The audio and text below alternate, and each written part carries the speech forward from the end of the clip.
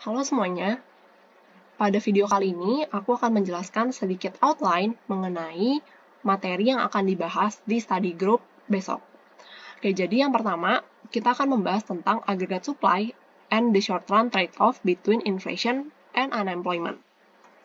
Jadi untuk chapter ini, sebenarnya kita ingin membahas tentang deriving di short-run aggregate supply curve dan juga membahas tentang inflation, unemployment, and the Phillips curve, seperti yang tertera pada outline ini.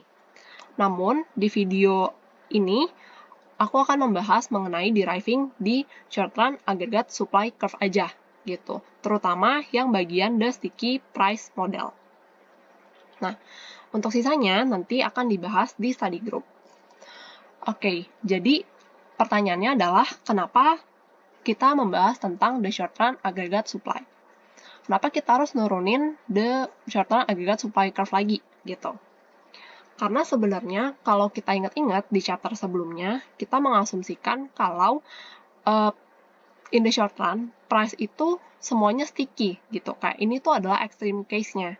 Makanya di chapter sebelumnya, the short run aggregate supply curve itu bentuknya adalah horizontal, gitu. Padahal di kehidupan nyata, nggak semua price di short run itu dia sticky, ada juga yang fleksibel. Makanya sebenarnya kan seperti yang kita tahu the short run aggregate supply curve itu bentuknya upward sloping. Nah, jadi di chapter ini kita ingin melepas asumsi bahwa short run aggregate supply itu bentuknya adalah horizontal, tapi sekarang kita ingin balik lagi ke bentuk yang upward sloping ini dan kita ingin mencari turunannya gitu. Maksudnya kenapa akhirnya bisa menjadi si upward sloping ini gitu. Makanya di sini kita ingin menurunkan si equation-nya short run aggregate supply curve dengan the sticky price model. Oke, jadi kita mulai masuk ke the sticky price model.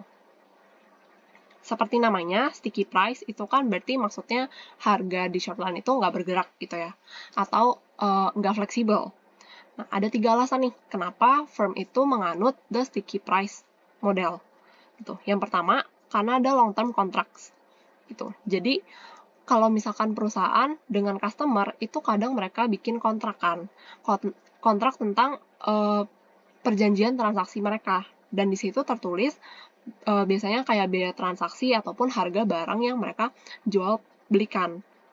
Kalau misalkan sudah ada kontrak ini, mau sebenarnya harga di pasar itu lagi berubah, tetap aja mereka akan mengikuti acuan harga yang ada di kontrak. Makanya ada firm yang menganut sticky price, karena mereka terikat dengan kontrak tersebut. Lalu yang kedua ada menu cost. Ini seperti yang sudah kalian pelajarin juga di PE Makro, di mana menu cost itu adalah biaya yang dikeluarkan oleh firm untuk mengubah katalog mereka ketika terjadi perubahan harga. Gitu. Kalau misalkan harganya berubah terus, berarti kan firm harus update nih katalog harga mereka, dan itu mengeluarkan ongkos. Baik itu ongkos desain atau ongkos print ulang katalognya, dan juga ongkos-ongkos lainnya gitu untuk mengubah si katalog atau menu mereka. Dan terakhir, alasan kenapa firm itu memegang sticky price adalah sesimpel karena mereka nggak pengen annoy customer-nya. Kalau firm itu ubah harga mereka terus-menerus, kan customer juga jadi bingung kan, dan itu bisa membuat customer tuh kesal karena harganya berubah terus, dan firm nggak mau hal itu terjadi. Makanya mereka menggunakan si sticky price ini. Nah, agar firm itu bisa menganut sticky price, berarti kita mengasumsikan bahwa firm itu dia set their own prices. Jadi, firm bisa menetapkan harga mereka sendiri, harga jual mereka sendiri. Atau dalam kata lain, kita melepas nih asumsi PCM. Kan kalau misalkan PCM, firm itu sebagai price taker ya. Nah, kalau di sini sekarang firm bisa menetapkan harga jual mereka sendiri. Kayak gitu. Lalu, berapa nih harga jual yang kira-kira firm itu ingin tetapkan? Nah, kita bisa cari dengan individuals firm desired price. Individuals firm desired price itu sebenarnya dipengaruhi oleh 2 variabel. Yang pertama adalah overall price level, atau dilambangkan dengan P ini, P besar. Nah, jadi overall price level itu gimana nih? Kok bisa mempengaruhi individual firm desired price? Jadi seperti yang kita tahu, kalau misalkan firm itu dia kan nggak cuma memproduksi barang, tapi dia juga mengkonsumsi barang, yaitu inputnya kan. Kalau misalkan semua harga barang di perekonomian itu naik, berarti harga input gitu ya dari barang-barang yang firm gunakan itu juga meningkat. Artinya apa? Cost of production firm itu meningkat. Dan karena cost of production ini meningkat, maka firm harus charge harga jual mereka lebih tinggi lagi. Gitu. Harga jualnya itu ditandai dengan P kecil. Seperti itu. Lalu yang kedua, selain dipengaruhi oleh overall price level, individual firm desired price juga dipengaruhi oleh income, gitu, national income, atau dilambangi dengan Y ini. Jadi ketika national income meningkat atau income masyarakat itu meningkat, ya kan, otomatis demand untuk barang dan juga jasa pun ikut meningkat kan.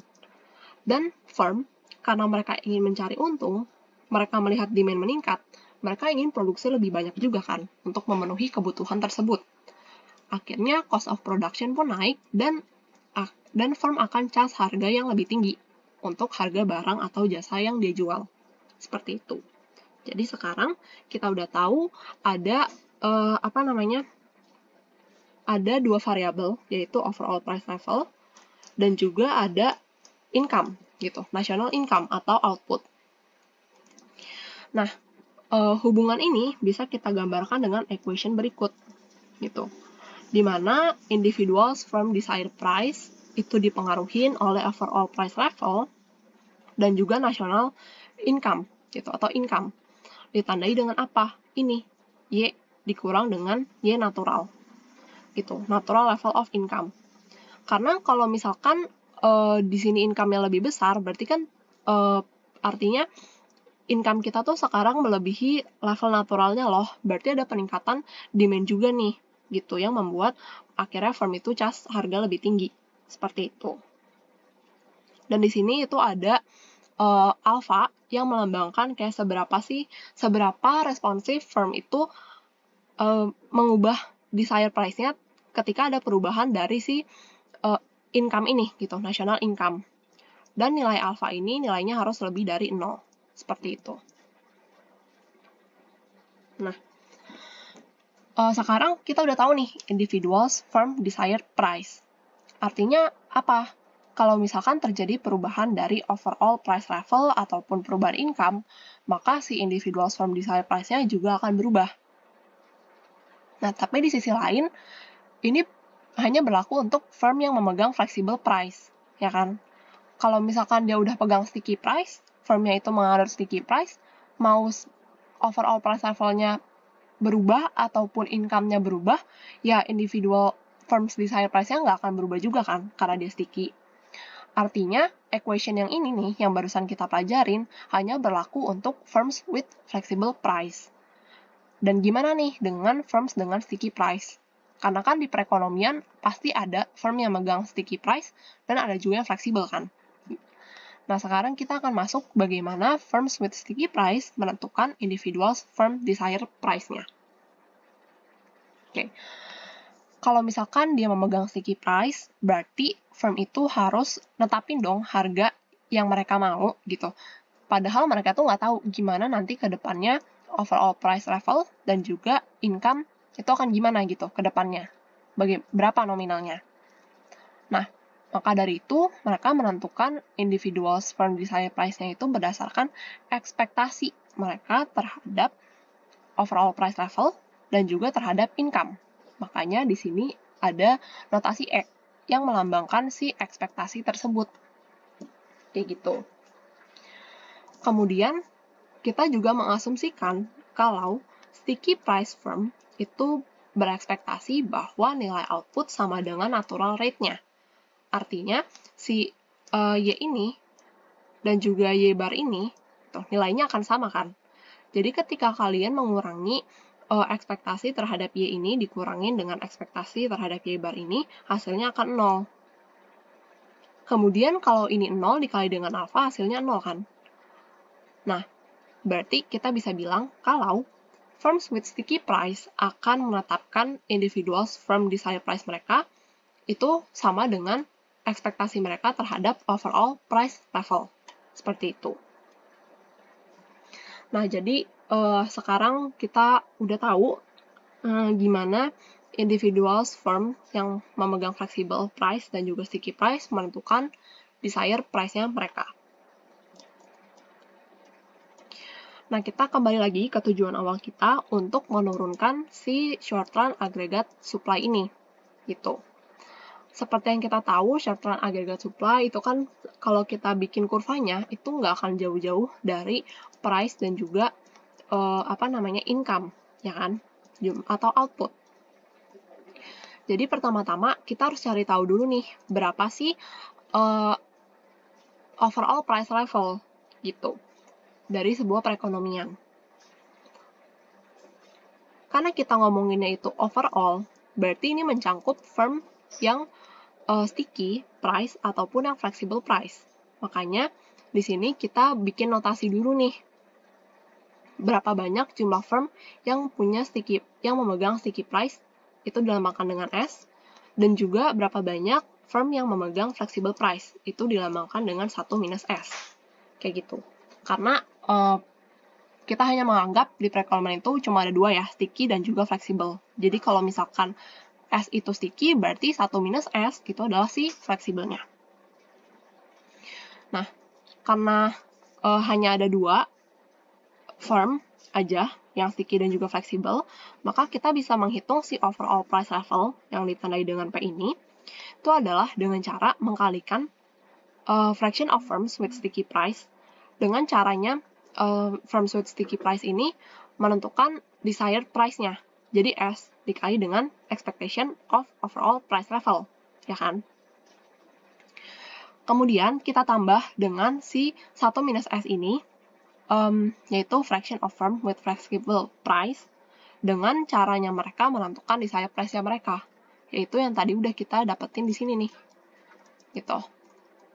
P dikali alpha dikali P ditambah alpha dikali dengan income dikurang dengan natural rate of income. Seperti itu.